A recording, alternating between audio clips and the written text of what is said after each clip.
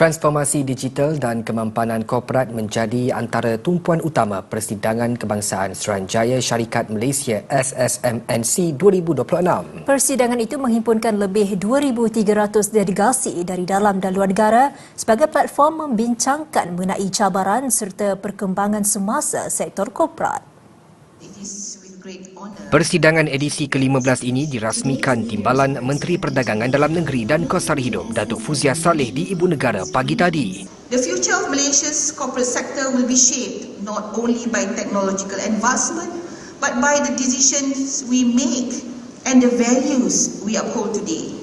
Let us work together to build a business environment founded on trust, strengthened by innovation, driven by efficiency and guided by sustainable and responsible business practices. SSMNC 2026 membawa tema Navigating Business in the Digital Era, Trust, Efficiency, Sustainability. Persidangan tahun ini menampilkan 16 sesi plenary serta Company Secretary Masterclass yang menghimpunkan barisan penceramah terkemuka.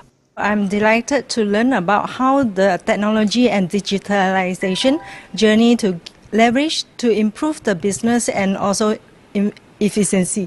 Sementara itu, SSM turut melancarkan platform digital Corporate Registry System. CRS telah go live 14 Julai lalu dan dilaksanakan secara berfasa bagi memastikan peralihan daripada sistem legasi kepada platform baharu dapat dilaksanakan secara teratur dan berkesan. CRS represents the next generation of SSM's registry services, progressively integrating multiple legacy systems and services into a single modern and comprehensive digital platform.